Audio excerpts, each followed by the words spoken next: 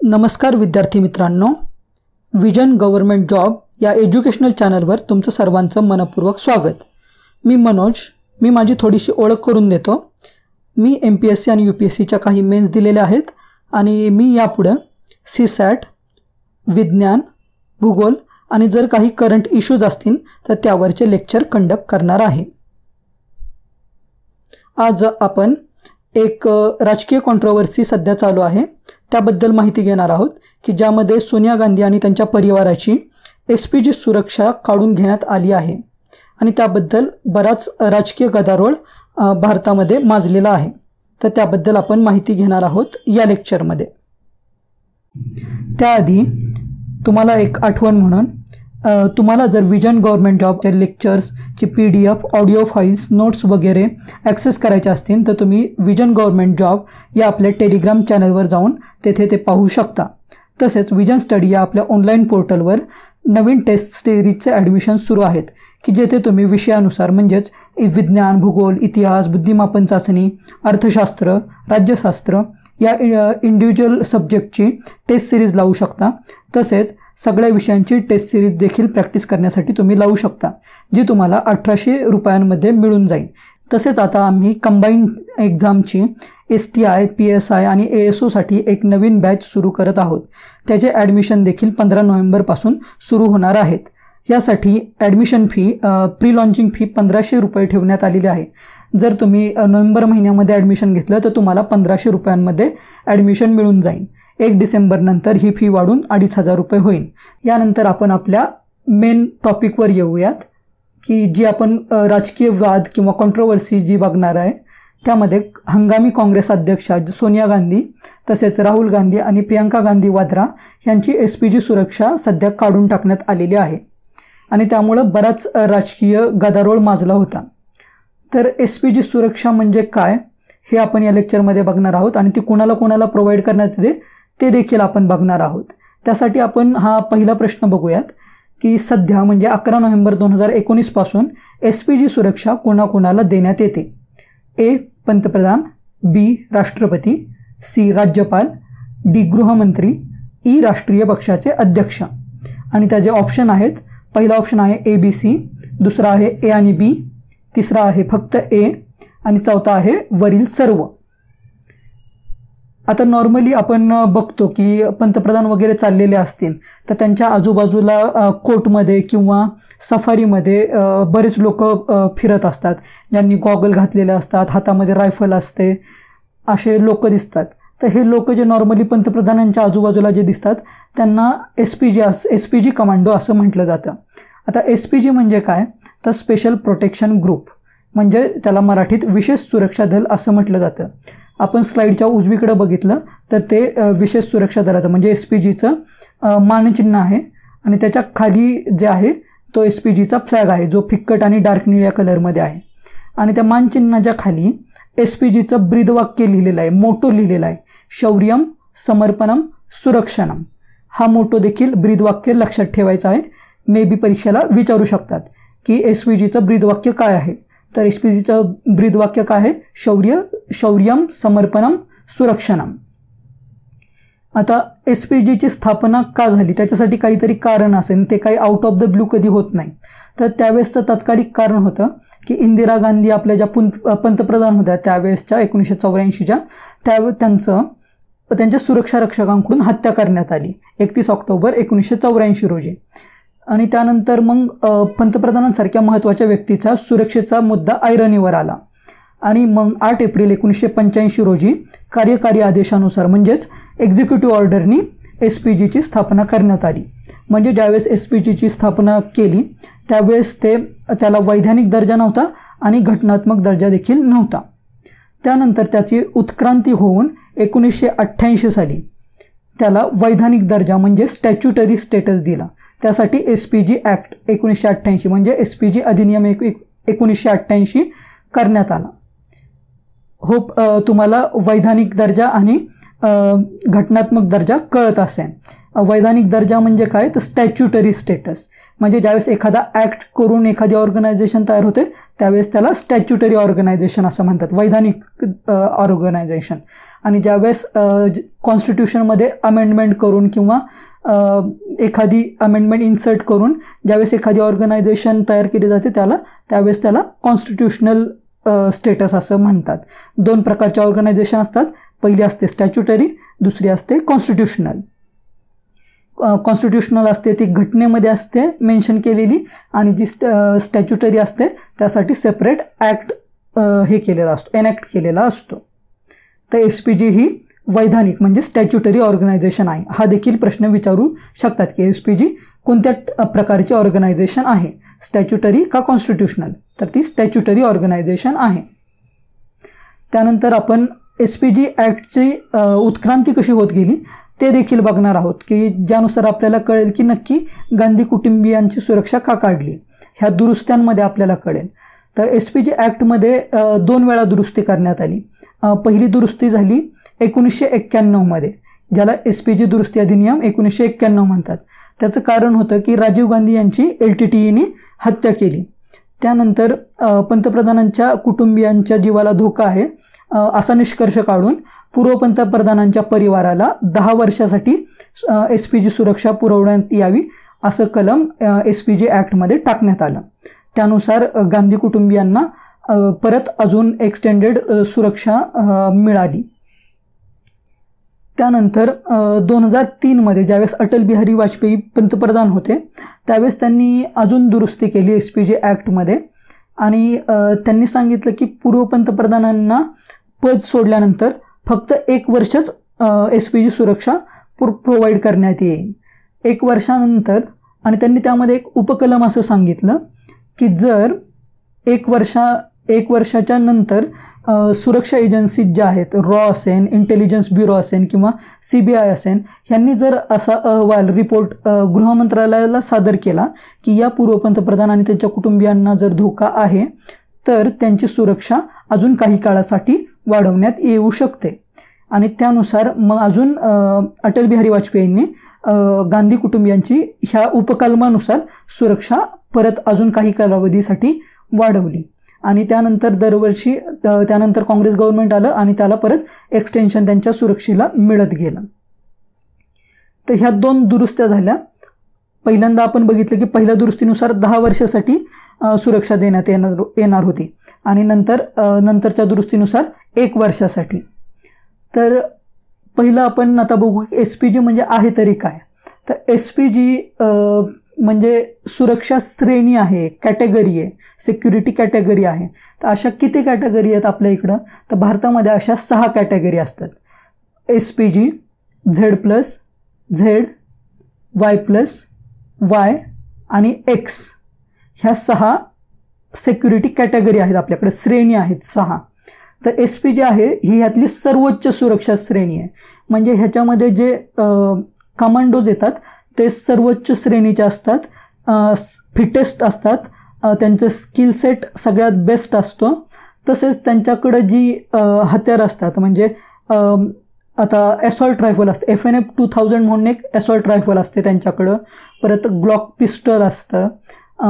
Goggles ते घालतात. आता गॉगल घालायचे कारण ते काही स्टाईल म्हणून घालत नाही, तर गॉगल घातल्यानंतर जो सिक्युरिटी गार्ड आहे तो नक्की कुठं बघतोय हे समोरच्याला कळत नाही, याचा तो पर्पज असतो की त्यासाठी ब्लॅक गॉगल्स घातलेले असतात सिक्युरिटी गार्डनी दरवेळी.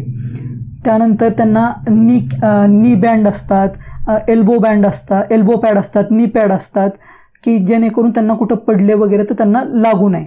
तसेच त्यांचे शूज असतात ना ते एक पर्टिक्युलर वेगळ्या मटेरियलपासून बनलेले असतात की जे कधीही घसरत नाहीत.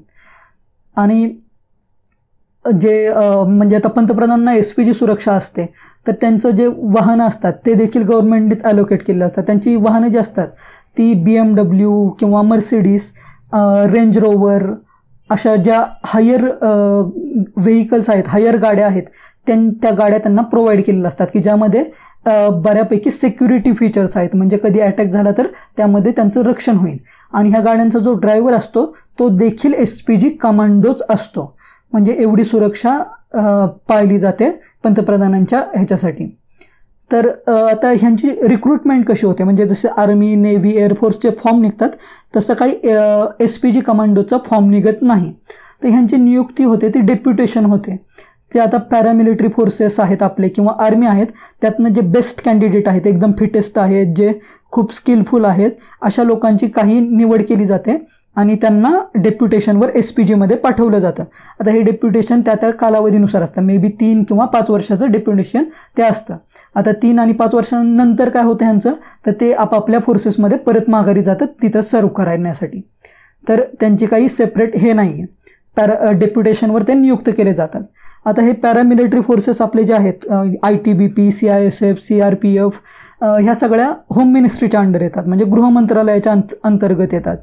तर SPGमध्ये नॉर्मली 3000 जवानांची संख्या कायम राखली जाते. आता 3000 एवढे जवान का लागतात, तर त्याचं कारण पंतप्रधान काही तेच जवान सगळीकडे घेऊन फिरत नाही, तर या जवानांचं रोटेशन होत असतं, कारण त्यांची एनर्जी पण राहिली पाहिजे. कारण पंतप्रधान सारखे कुठल्या ना कुठल्या दौऱ्यावर असतात आणि आता समजा पंतप्रधान तामिळनाडूच्या दौऱ्यावर गेले तर त्यांचा पूर्ण SPG स्टाफ त्यांच्याबरोबर कधी जात नाही, त्यातले ठराविक लोकच त्यांच्याबरोबर जातात. तर मग त्यांना सुरक्षा कशी प्रोव्हाइड केली जाते, तर तिथलं जे स्टेट गव्हर्नमेंट आहे तिथं काही SPG फोर्सेस ठेवलेले असतात रिझर्व, तर ते लोक त्यांना सुरक्षा देतात. ह्याच्यासाठी जे ज्यांना SPG सुरक्षा आहे त्यांनी त्यांचं वेळापत्रक आधीच होम मिनिस्ट्रीला सबमिट करावं लागतं. मग त्यानुसार गृहमंत्रालय पर्टिक्युलर स्टेटला, म्हणजे आता पंतप्रधान तामिळनाडूला जाणार आहेत तर तामिळनाडू गव्हर्नमेंटला गृहमंत्रालय आधीच हे देतं, माहिती देतं की तुमच्या इकडं SPG सुरक्षा प्रोव्हाइड असणारा एक व्यक्ती येणार आहे, तर तुम्हाला ती सुरक्षा प्रोव्हाइड करायची आहे. तर त्यानुसार तिथं ती सुरक्षा प्रोव्हाइड केली जाते. आता ही सुरक्षा कशी मिळते, सिक्युरिटी कशी मिळते, तर त्याची एक प्रोसेस असते. तर नॉर्मली तुम्हाला सिक्युरिटी पाहिजे असेल तर तुम्हाला पहिल्यांदा जवळच्या पोलीस स्टेशनला अर्ज करावा लागतो. आता तुम्ही किती महत्त्वाचे व्यक्ती आहे त्यानुसार ते पोलीस स्टेशन डिस्क्रिशनने डिसिजन घेतं की तुम्हाला द्यायची का नाही. त्यानंतर जर तुम्ही खूप महत्त्वाचे व्यक्ती असाल तर ते राज्य सरकारला सांगतात की ह्यांना खूप जास्त सिक्युरिटी पाहिजे, तर मग ते राज्य सरकारला एक अर्ज देतात. मग राज्य सरकार तो अर्ज गृहमंत्रालयाला म्हणजे होम मिनिस्ट्रीला देतं. होम मिनिस्ट्री त्या पर्टिक्युलर व्यक्तीची चौकशी करते रॉकडून, इंटेलिजन्स ब्युरोकडून आणि CBIकडून, आणि त्यांना पाहायला सांगते की खरंच ह्या व्यक्तीला एवढा धोका आहे का. मग ह्या जर एजन्सीजनी असा रिपोर्ट दिला, अहवाल दिला की ह्या व्यक्तीला खरंच खूप जास्त धोका आहे, तर मग गृहमंत्रालय पर्टिक्युलर स्टेट गव्हर्नमेंटला सांगून पर्टिक्युलर टाईपची म्हणजे X असेल, Y असेल, Y+, Z+, किंवा SPG जी काय असेल ती सुरक्षा त्याला प्रोव्हाइड करण्याचे आदेश देतं. ही आली सिक्युरिटी मिळवण्याची आपली प्रक्रिया. त्यानंतर मग आता आपण सगळ्या फॅक्ट्स तर कलेक्ट केल्या, आता त्यानुसार आपण डिसिजनवर पोहोचू की आता ह्यावर नक्की कॉन्ट्रोवर्सी व्हायला पाहिजे किंवा नाही. आता आपण MPSCचा अभ्यास करतो, आपण जे लोक पास होणार आहेत ते विद्यार्थी अधिकारी होणार आहेत. तर चहाच्या टपरीवर जशा गप्पा चालतात तशा गप्पा मारून आपल्याला चालणार नाही. आपण ज्यावेळेस एखादा डिसिजन घेतो त्यामागे एक थॉट प्रोसेस असली पाहिजे, त्यामागं काही फॅक्ट्स असल्या पाहिजेत की आपल्याला ते म्हणजे आपल्याला एक युनिव्हर्सल प्रोसेस डिफाईन केली पाहिजे की ह्या गोष्टी झाल्या तर ह्या गोष्टी घडल्या पाहिजेत. तर ह्या प्रत्येक प्रोसेसमधनं आपण गेलं पाहिजे. आपण हवेत गप्पा मारणं आपल्याला शोभत नाही. तर आपण आता आपल्या निष्कर्षावर पोहोचू. आपण काय फॅक्ट्स बघितल्या, तर पहिली फॅक्ट आपण बघितली की 2003चा जो दुरुस्ती अधिनियम झाला SPGचा, त्यामध्ये केवळ पंतप्रधानांना आणि पूर्व पंतप्रधानांना पदत्याग केल्यानंतर 1 वर्ष असं दोघांनाच SPG सुरक्षा प्रोव्हाइड करण्यात येते की जी अटल बिहारी वाजपेयींनी दुरुस्ती केली होती. त्यानंतर आपण बघितलं की प्रत्येक गोष्टीसाठी म्हणजे सिक्युरिटी रिव्ह्यू प्रत्येक व्यक्तीचा दरवर्षी गृहमंत्रालयाकडून केला जातो की ज्यामध्ये IB आणि CBI ह्या एजन्सीची मदत घेतली जाते आणि त्यांच्याकडून रिपोर्ट सबमिट केला जातो की पर्टिक्युलर व्यक्तीला कुठल्या टाईपची सिक्युरिटी गरजेची आणि कुठल्या टाईपची नाही आहे. कारण आपल्याला लक्षात घ्यायला पाहिजे की आपल्याकडं कमांडोज लिमिटेड कमांडोज आहेत. जर सगळ्याच नेत्यांना आपण सिक्युरिटी प्रोव्हाइड केली तर आपल्याला माहिती आहे की लोकसभेमध्ये आपल्याकडे 545 खासदार आहेत, राज्यसभेत 250 खासदार आहेत, परत प्रत्येक विधानसभेत काही पर्टिक्युलर संख्येचे आहेत. तर प्रत्येक व्यक्तीला आपण Z++ सुरक्षा दिली तर सीमेवर लढाई करण्यासाठी आपल्याकडे जवान शिल्लक राहणार नाही. त्यामुळे ह्या एजन्सीजकडून रिव्ह्यू करणं खूप गरजेचं आहे की कुणाला सुरक्षा गरजेची आहे आणि कुणाला नाही. जर एखाद्या व्यक्तीला काही धोकाच नाही आहे आणि त्याला जर सुरक्षा दिली तर काही उपयोग नाही आहे. तर एखाद्या व्यक्तीला धोका नसेल तर ह्या सुरक्षा एजन्सीज रिपोर्ट देतात की ह्याला धोका नाही आहे आणि ह्याची सुरक्षा डाऊनग्रेड करू आपण, म्हणजे कमी करू. तर अशा प्रकारे आपण बघाल की ऑगस्ट महिन्यामध्ये आपले जे माजी पंतप्रधान आहेत मनमोहन सिंग यांची सुरक्षा देखील डाऊनग्रेड करण्यात आली ऑगस्ट 2019मध्ये. कारण 2014पर्यंत ते पंतप्रधान होते तर त्यावेळेस त्यांना धोका जास्त होता, पण आता कालावधी बराच लोटून गेला आहे आणि त्यामुळे आता त्यांच्याकडं त्यांच्या जीवाला काही असा धोका नाही आहे. रादर त्यांच्या मुलीने पण मध्ये त्यांची सिक्युरिटी रिटर्न केली होती की ते काही माझ्या जीवाला धोका नाही, त्यांनी असं लिखित दिलं आणि सिक्युरिटी काढायला स्वतःच सांगितलं होतं. तर हेच गांधी कुटुंबियांच्या बाबतीत हाच क्रायटेरिया वापरला पाहिजे. जर त्यांच्या जीवाला खरंच धोका नसेल असा अहवाल जर देशातल्या एजन्सीजनं दिला असेल तर त्यांची सुरक्षा डाऊनग्रेड करायला काही प्रॉब्लेम नाही.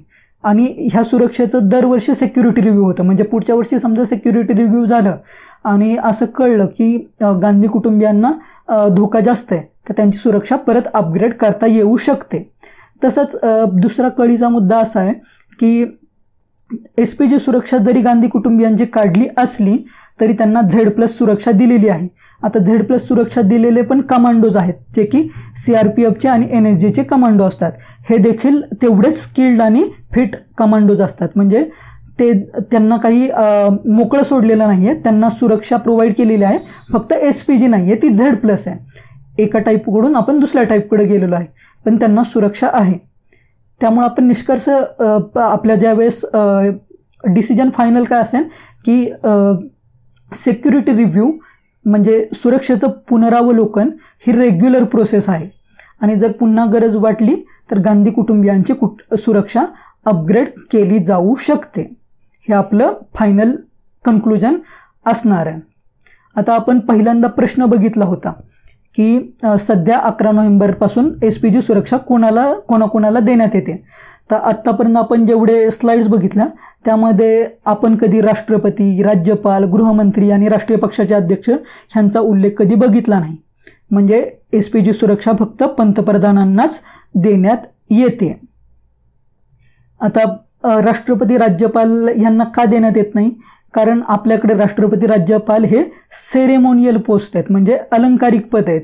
त्यांच्याकडे जास्त काही अधिकार नाही आहेत. ते कॅबिनेटच्याच सल्ल्यानं वागतात राष्ट्रपती आणि राज्यपाल. आपल्या देशामध्ये पंतप्रधान हीच सगळ्यात महत्त्वाची व्यक्ती आहे. त्यामुळे SPG सुरक्षा फक्त पंतप्रधानाला प्रोव्हाइड करण्यात येते. म्हणजे ह्याचं उत्तर असणारे ऑप्शन 3 फक्त A. होप तुम्हाला हे लेक्चर तुम्ही समजलं असेल आणि लेक्चर तुम्ही एन्जॉय देखील केलं असेल. तुम्हाला फक्त थोडीशी एक सल्ला किंवा सजेशन सांगतो जाता जाता. सध्या हिवाळ्याचे दिवस आहेत तर सकाळी आपण झोपेतनं उठतो तर अंथरुणातून आपला पाय काय निघत नाही. तर सकाळी उठल्यानंतर थोडासा व्यायाम करा, म्हणजे आपलं तब्येत देखील चांगली राहते, शरीर थोडंसं गरम राहतं आणि त्यामुळे दिवसभर फ्रेश वाटतं, आपल्याला आळस येणार नाही. तसंच स्वतःची आणि आईवडिलांची आणि त्याच्या तब्येतीची जी काळजी घ्या. खूप खूप अभ्यास करा. एवढं बोलून मी तुमच्या आता रजा घेतो. जय हिंद, जय महाराष्ट्र.